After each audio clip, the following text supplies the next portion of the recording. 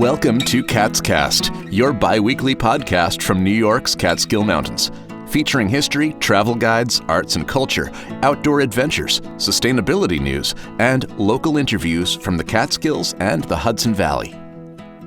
Every morning here at Cat's Cast headquarters begins with this sound. The grinding of 8 cups of Dean's Beans Ring of Fire whole bean coffee. We buy it directly from Dean's Beans just over the border in Orange, Massachusetts. Dean's mission? To use specialty coffee as a vehicle for positive change. We wanted to know more and to trace the coffee we brew every day back to its source, small farm cooperatives in Timor, Sumatra, and Papua New Guinea. This week, a conversation with Dean himself. Grab a cup of coffee and enjoy the show. So nice to meet you. Thanks for taking the time. A pleasure. So your last name is pronounced Saikon? Saikon, you got it. And I see why you didn't go with Saikon's Beans. Dean's Beans has a much nicer ring. Doesn't it? It's a funny thing because I had this heroic name that I was going to use, and people kept coming to me and saying, hey, when are those Dean's Beans going to be ready? And so my wife said, your customers have named it. Some things are meant to be. You were an environmental and indigenous rights attorney before you started a coffee company. What drove you to shift gears, and how did that background shape your new business? I've been involved and interested in social, economic, environmental change ever since I was in high school. And I always thought I would be an attorney because attorneys are sort of at the lead of so many social justice movements. So I went to law school and did all that. But then I found out that, frankly, I didn't have the constitution for it, if you'll pardon my pun. And so even though I was doing good work on Indian reservations as an advocate, as an attorney, people kept saying to me, yeah, this is really great. We're fighting back against these hazardous waste facilities, but we don't have any jobs. And until we get some jobs, the young people are going to keep leaving. And then we'll ultimately lose our land anyway. And so I started to awaken to the need for economic development. And so in 1988, just as a happenstance, I was giving a lecture on the causes of deforestation in Brazil. And out of the audience came a professor, and he said, hey, I have a friend who's got a coffee shop in Providence, and he buys coffee from Brazil, right where you're talking about. And he knows the farmers are really poor, and he'd like to do something to help, but he doesn't know what. Would you meet with him? And I said, certainly. So I did a little research and found out that about 85% of the world's farmers are indigenous peoples, and they have a very interesting set of problems that other farmers don't have. And so I thought, oh, I can work with these populations. And then I found out that there were no international development organizations focusing on coffee lands. They were in the countries, but not focusing on the unique problems of coffee communities.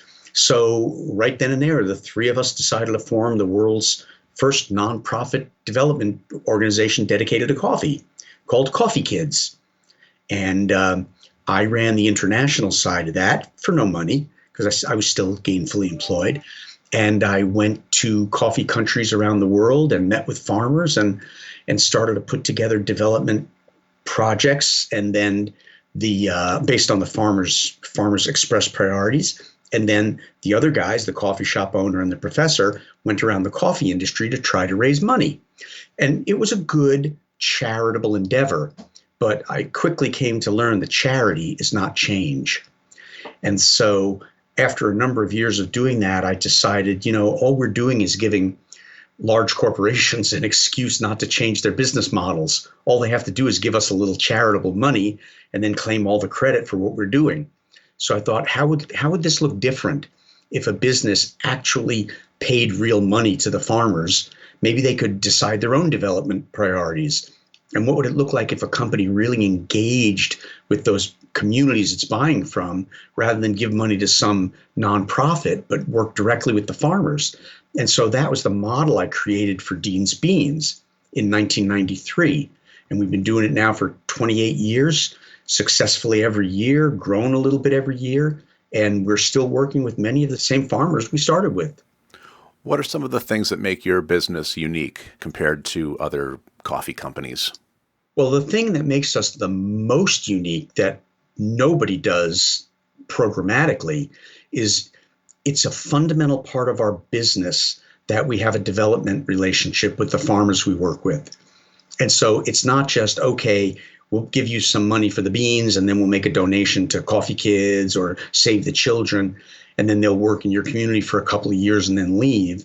No, we work directly with the farmers to help them define their developmental goals. Then we jointly create a program or two or three to address them.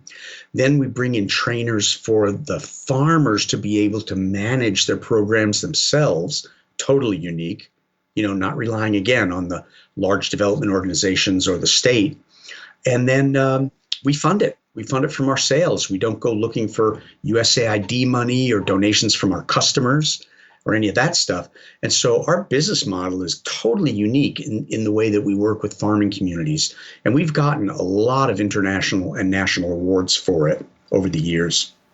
You work with farmers in South America, Africa, and Asia.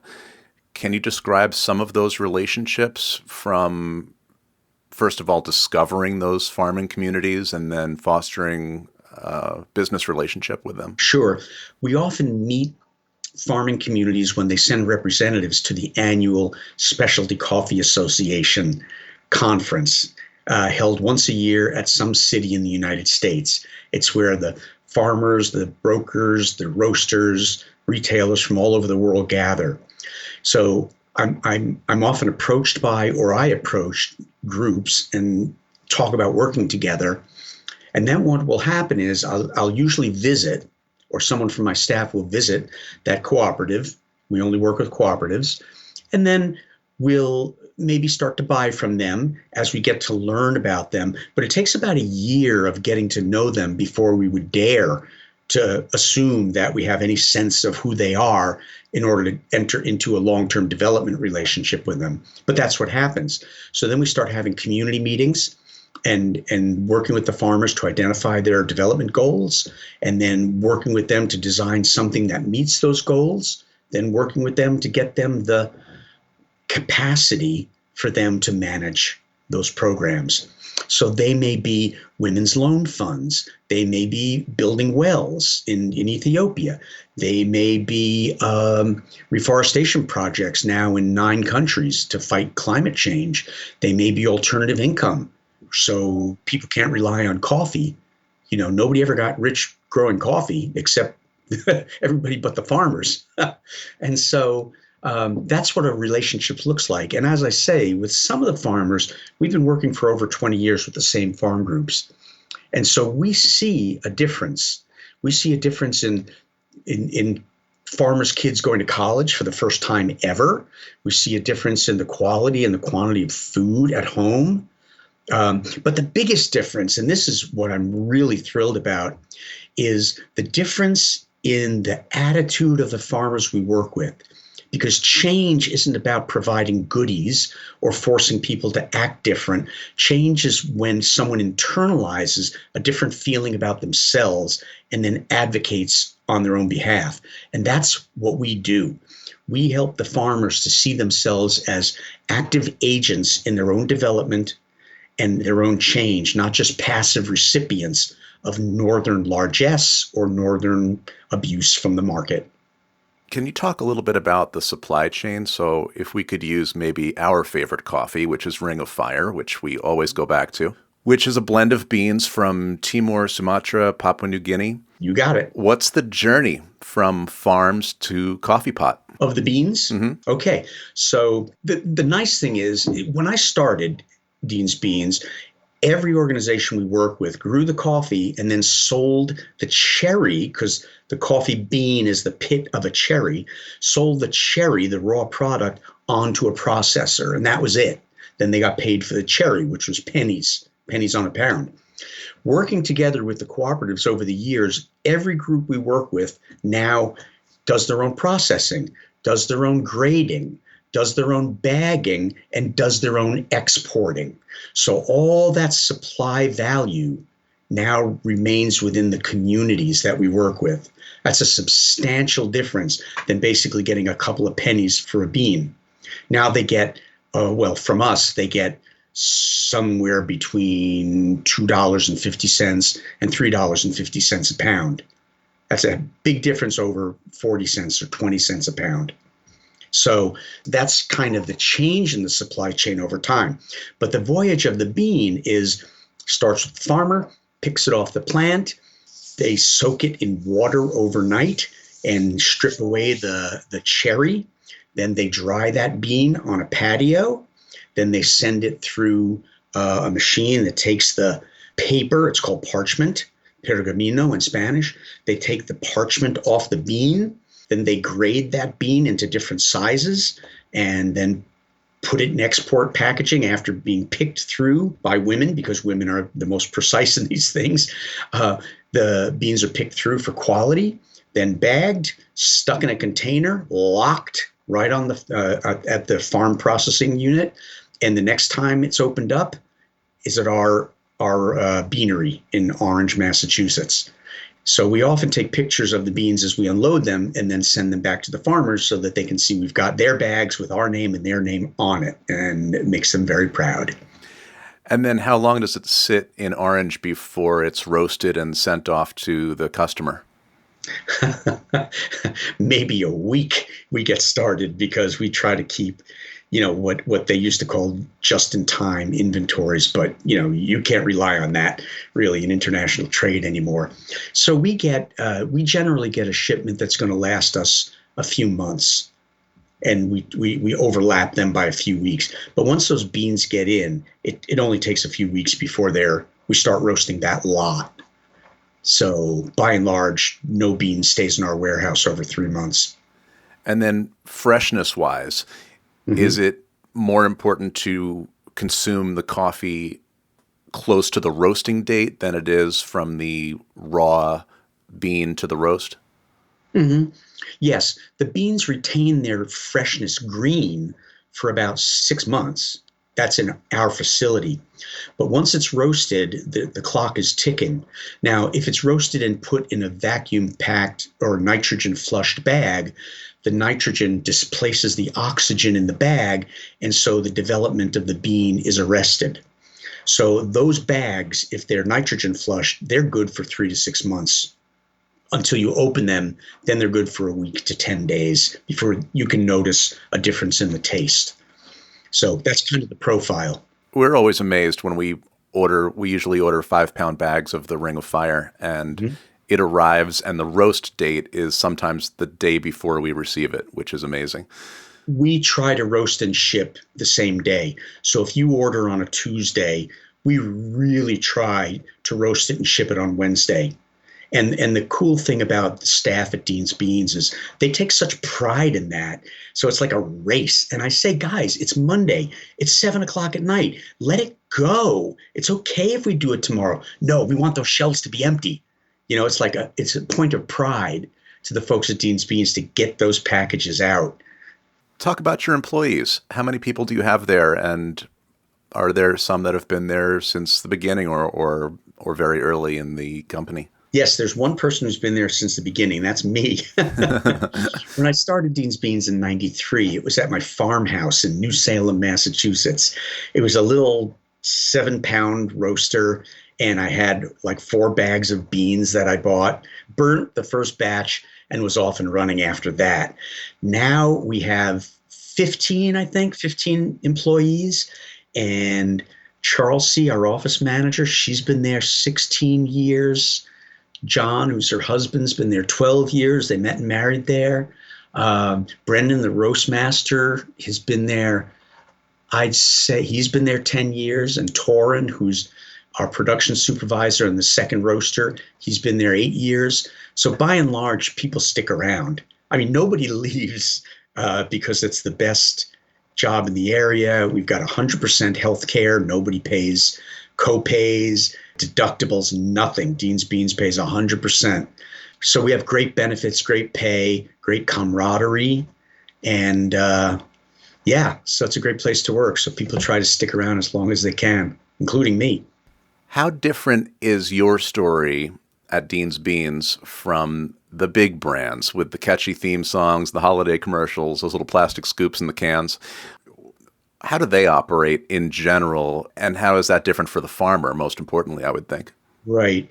Well, it sounds trite to say it, but it's night and day.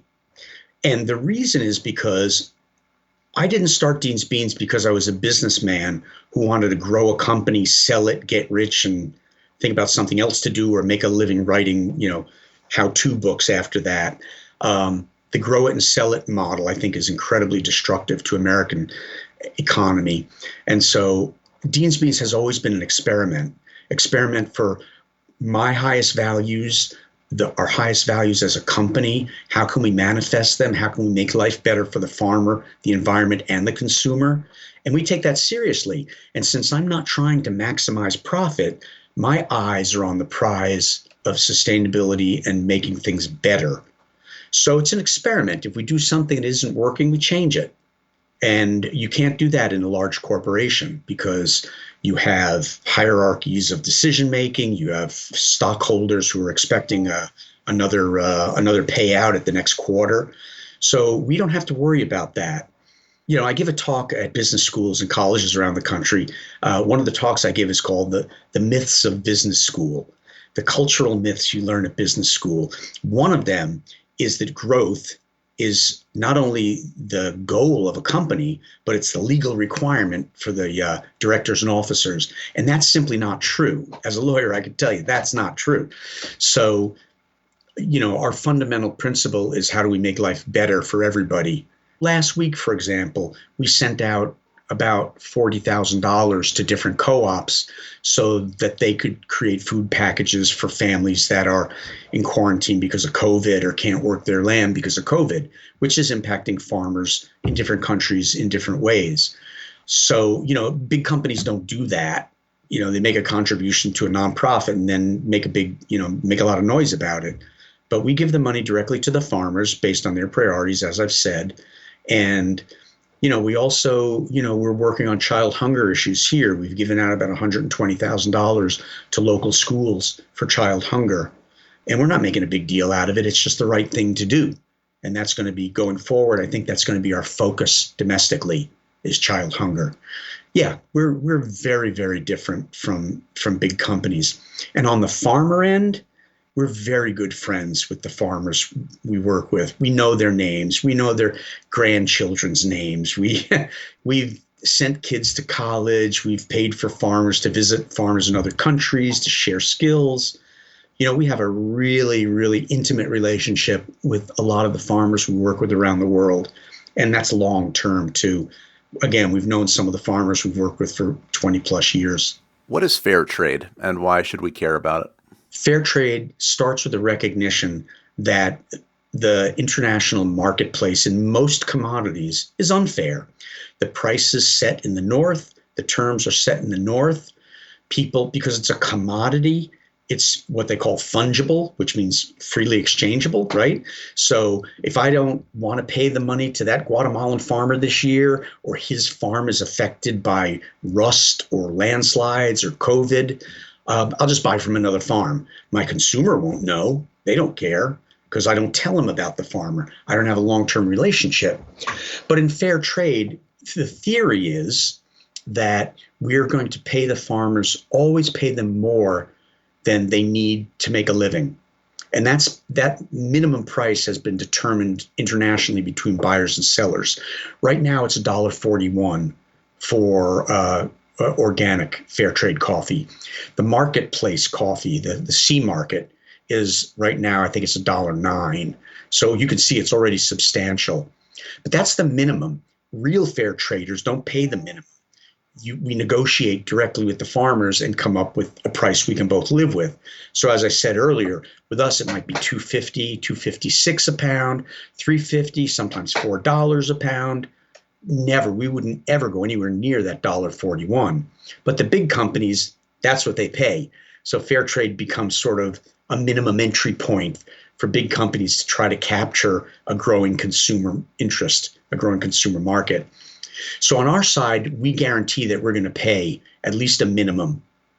On their side, the farmers are going to form democratic cooperatives which allows these very disparate and far away farmers to band together and access the market directly. Because if I'm a farmer and I grow 10 bags of coffee, I can't sell to Dean's Beans.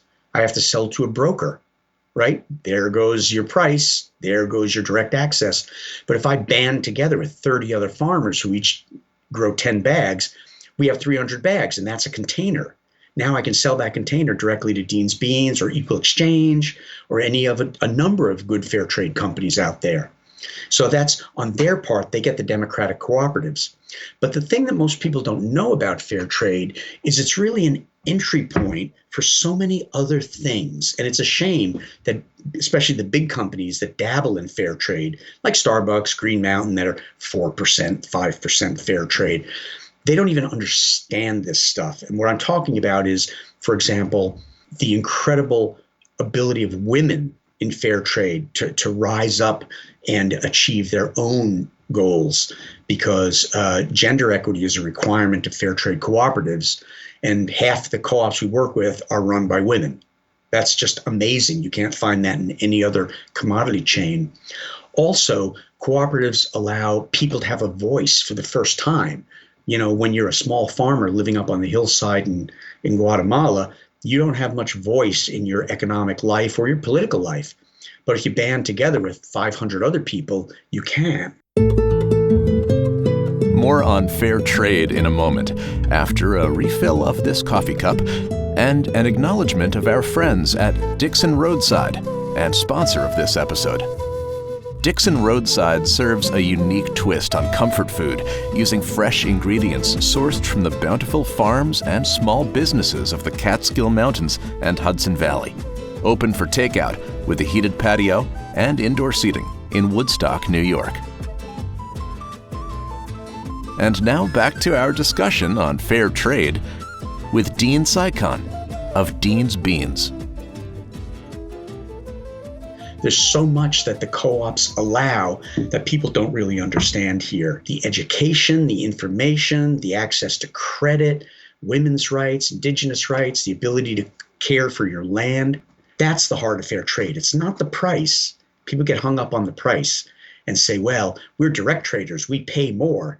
It's like, well, you may pay more once, but then you don't stay with that farmer group.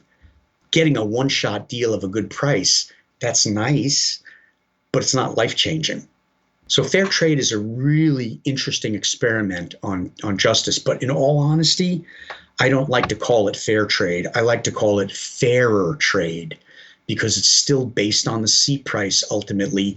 It doesn't require long-term relationships anymore. That got changed once the large companies got involved, as they tend to do. The rules got changed to fit them. And it's really about what a company does in its relationship with the farmers. And there's no formula for that. That's on a company by company basis. And I wish more companies would really get close to the farmers to understand how much impact we can have on their lives, and we can still have a good life up here. That's what we've proven. You don't have to be greedy. And this goes for everything. You could say the same thing about Absolutely. Fishermen and clothing sewers. Right.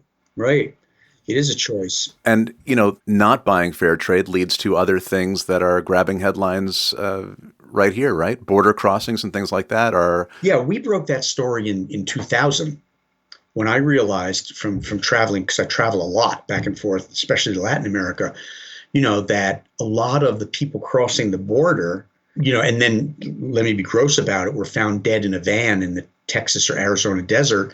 We contacted the 5 Mexican consulates along our southern border and asked them who these people were who were being found dead, so many of them. And they said they were agricultural workers, primarily coffee farmers. So we started looking into that and started to create programs specifically to address that. But the question you asked is, if you don't pay fair trade, does it lead to these things? And the answer is yes, because if a farmer can't make a living on the coffee, because every time we buy a pound of coffee, we're paying basically less than it costs the farmer to grow it. So we're pushing them further and further into debt. And that's where we are right now with non-fair trade coffee. What do the farmers do? The young people tend to leave. And what do? They try to come north so that they can send money back to their families. And we broke that story, as I say, in the year 2000, the last time we had this massive migration crisis. And then when it reared its head again in the last couple of years, it was the exact same issue. So we looked at who's coming across the border. The largest number of people coming across the border are from Guatemala. The largest number of Guatemalans coming across the border are from Huehuetenango province. Huehuetenango province is where we buy our coffee. It's one of the largest coffee producing provinces in Guatemala. And so we went back and started to talk to the farmers there, what's going on. And basically, between climate change making it difficult to grow coffee and price making it impossible to sell coffee and have a living for your family, it's easy to send the young people north. So I think a lot of people don't put that together. Well, the sad thing is the price of coffee on the shelf is ridiculous. It's actually between $15 and $20 a pound. We don't see that because we get it in 12 and 10 ounces now, right? But that $15, $20 a pound isn't going back to the farmer, right? So coffee companies are making a fortune. They're actually making a killing in literal terms. So in the 70s, the United Nations looked at these figures and said, okay, it's a 3-to-1 ratio. For every $3 a retailer gets, the farmer's getting $1. Now it's a 10-to-1 ratio, or even a 20-to-1 ratio. So the income disparity between the farmer and us retailers has grown enormously over the last 10, 20, 30 years. It hasn't gotten better. So coffee companies are making a ton of money. You know, when you're charging $20 a pound for something you paid $1.50 for, you know, at best, you're making a lot of money. I've always asked, and I don't even get asked to speak at conferences anymore because it's too embarrassing. I keep asking, you know, when the question is raised, as it is so much these days, what can we do about the pricing crisis? What can we do about saving the farmer? I say it's simple. Pay more money for the coffee. How hard is that? You know? No, we have to base it on the seat price. We have to do, no, you don't. Pay more money for the coffee. And that ends the crisis right there. You want to stop migration at the southern border? Pay more money for the coffee. Not the consumer, the coffee companies. Coffee companies could pay $1 more easily a pound, and that would radically change farmers' lives. And what would it mean at the other end? They got $19 instead of $20 for the coffee. Really?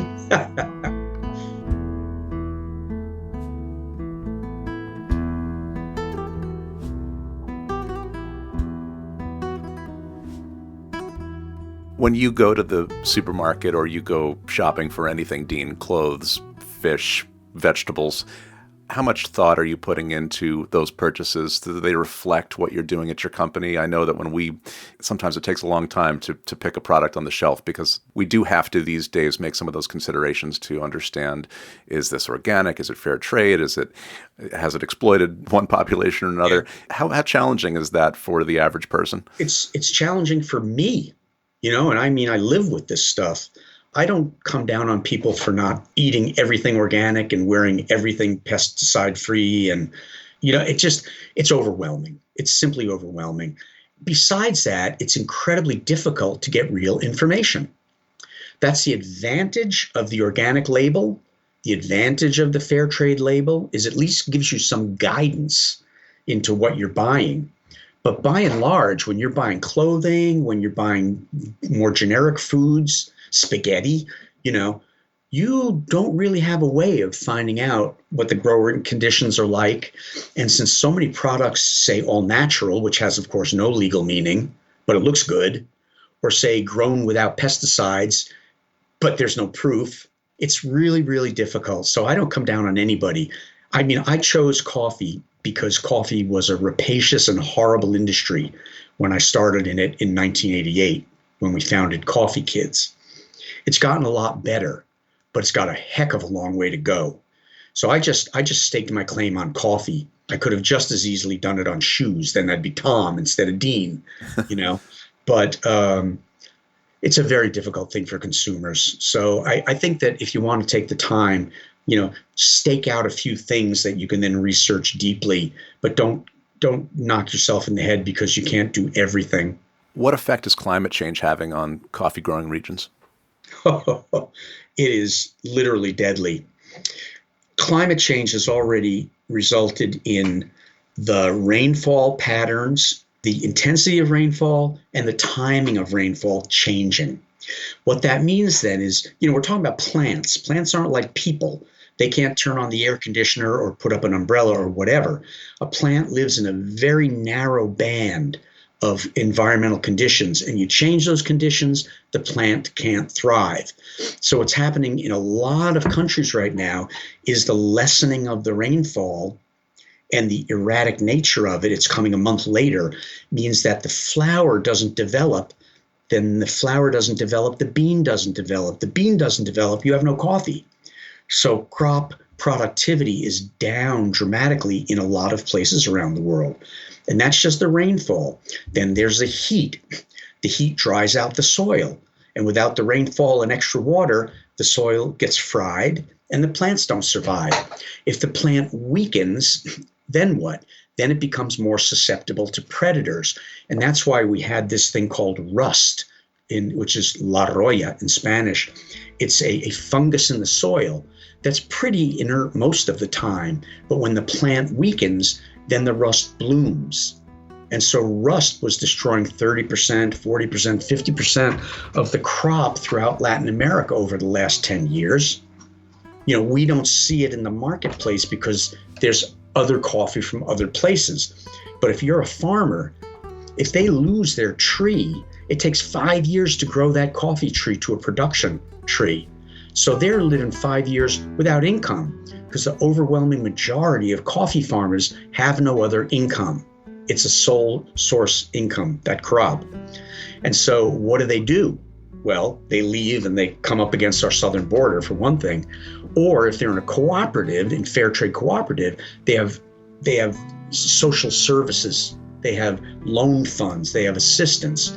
We've funded the planting of thousands of new coffee bushes, and created loan funds so that farmers can get through. But it's really rough. I mean, imagine if someone said, okay, not only are you losing your job, but for the next 5 years, you're not going to have any income. How many of us could handle that? And that's what's going on as a result of climate change. Stay tuned for the conclusion of our interview with Dean, including effects of the pandemic and Dean's personal favorite coffee beans. Help support our own local economy by checking out the Central Catskills Chamber of Commerce, providing services to businesses, community organizations, and local governments in the Central Catskills region. Follow the Central Catskills Chamber of Commerce on Facebook and become a business member like us at centralcatskills.org.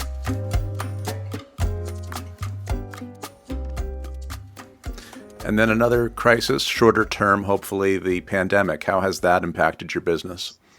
Well, there's the impact on the farmers, and then there's the impact on our business, on our side. On the farmers' side, it's really a country-by-country thing, because in some places, COVID hasn't gone up into the mountains. It's more in the cities, so it impacts the ports, it impacts shipping, impacts processing. But then the truckers who come up into the hinterlands to get the coffee may bring it with them, and then it starts a spread. So in some countries like Peru and Colombia, there are serious problems. But in other places like Indonesia, Papua New Guinea, it hasn't really hit the farmers. So it varies. It really varies. At Dean's Beans, we lost 80% of our business overnight, back in April. And I promised everybody nobody would lose a job, nobody would take a hit on benefits or income, because I figured, well, we've got a line of credit, and this is probably only going to be a month or two. And frankly, if we had capable leadership, it would have been a month or two, but we didn't. So it got longer and longer. But then a funny thing happened. Our web sales tripled. So even though we were down $300,000 in wholesale, we were up $500,000 in web sales. So we actually gained more money. So everybody was able to stay on, and we made 2 shifts, and we made a lot of accommodations for people to stay home with their kids, and we still do that. And it's been very, very successful. But I felt kind of bad that we were making money when people were suffering. So that's when we decided to get into child hunger. It is a big problem in Western Massachusetts. So I figured if these 10 communities around us have been supporting us for the last 28 years, and now they're in trouble, we need to support them. So we've taken all that extra money we've earned and then some and poured it into child hunger programs. So it works out. That's great. What's your personal level of involvement in the day-to-day at Dean's Beans, and how is that changing? That's changed a lot. It used to be I did everything from roasting to grinding to packing to driving around in my Subaru delivering with my elf costume on at Christmas. And now, 28 years later, I've just got such a competent staff that they do everything. And I'm still the kind of moral force and overseer of the whole thing and the guy with the crazy ideas. I still do that. And I still pretty much head up the development work. That's my passion, working directly with the farmers. But even before the pandemic hit, because I'm 67 at this point, I wanted to slow down at Dean's Beans and do other things, such as write novels. So I told everybody, if you guys can handle it, I'll only show up 2 days a week. Then you don't have me to worry about. So the team agreed, and they really wanted to see me write my novels. So I started doing that. And then when the pandemic hit, I went down to basically 1 day a week, and that's where I am. And it doesn't seem like it's going to change because I'm on the phone all the time. I'm emailing all the time. I'm still involved on a day-to-day basis, but I'm only there a day a week, which allows me to do my writing and research. Well, you already know our favorite blend. Do you have a favorite? Well, my favorite coffees are Sumatran and Timor. So I'm 2/3 of the way to Ring of Fire. So I love Ring of Fire.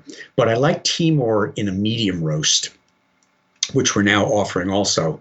For me, the coffee, it's the taste of the coffee, but it's also the story behind it. And we're the only people buying direct from Timor that have a relationship with a community. We've been working with the community of Atsabe, Ermera province, almost 10 years now, buying their entire output. And we've done everything from bringing solar-powered computers in because there's no electricity in most of the village, so the kids can have access to computers and start learning, to alternative crops, to buying desks and school uniforms so that kids can have some dignity in their school, not sitting on the ground. It's been a range of things that the communities decided would help. It's a small community of about 200 people, so having such a relationship, and the coffee's so good, it makes it sort of extra favorite to me because of those qualities of the people. So Timor is really my favorite, and Sumatran is, right up there neck and neck with it. The stories are important. I think that knowing the story always improves the experience. Yeah. Now, there's great stories out of Africa, but I don't like African coffee. Why? Because it's too acid for me. Why is it too acid? Not because it's inherent in the bean, it's in the processing. Because farmers in Latin America and Asia generally let the beans stay overnight before they start to process them. That's it. But in Africa, they wait 2 or 3 days before they process them. And so the bean is fermenting more, which makes it more acidic. So it's the same basic bean, but the processing brings up the acid, and it's too much for my old tummy. Well, this has been great. Is there anything that you wanted to say that I maybe have missed? Well, only that it's very difficult to see past the marketing terminology because everybody says sustainable, everybody calls the farmers their partners, everybody uses photographs of smiling farmers picking coffee. It's very difficult to see past that. And, if we're talking about washing machines and we were making claims like our washing machine gets clothes 10 times cleaner than their washing machine, that's called fluff, marketing fluff. And it's no big deal. Everybody knows it's fluff. But when you're making representations that we treat the farmers fairly and, their lives have changed because of us, and if that's not true, it's a very different thing than fluff. Because at the end of the day, consumers think, okay, well, that problem's taken care of. We don't have to worry about it. And they move on when, in fact, nothing has changed. And I've been in the coffee industry now since 1988. And On the farm level, there has been some change with some groups, but the majority of the farmers are still unaffected by fair trade, organics. And as I said, the spread of wealth has gotten worse and worse. So it's harder and harder for farmers to make a realistic living. So that's why fair trade and organics is important. Yes, it's important for the environment for us, but really at the end of the day, it's important for keeping those families together and on their land down there. So that's what I'd like to leave you with, because we can make that choice. Well, thank you so much, Dean. It's been a pleasure meeting the man behind the beans that we enjoy here every day for quite a few years now. Thanks for taking the time to speak with us. Oh, it's a pleasure. Love the Catskills. Keep up the good work. Let us know when you're in this neck of the woods. I will. Thanks, Brett. Cats Cast is a production of Silver Hollow Audio. Please don't forget to subscribe, and we'll see you again in 2 weeks. I'm Brett Barry. Thanks for listening.